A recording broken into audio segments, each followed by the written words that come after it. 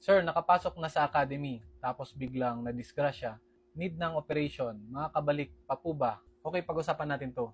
May mga kadete kasi, in some cases, nagkakaroon ng aksidente na nagre-result na hindi na sila fit para makapag-continue sa school year na yon. Possibly kasi ang mangyari dito, i-recommend ka for turn back or balik ka sa next year and pwede kang ma-turn back dahil hindi ka makapag-perform ng physical fitness test. Sa mga di nakakalam, may physical fitness test pa rin sa loob ng academy. So kung may bali ka or nadisgrasya ka, di ka makakapag-execute ng exercises.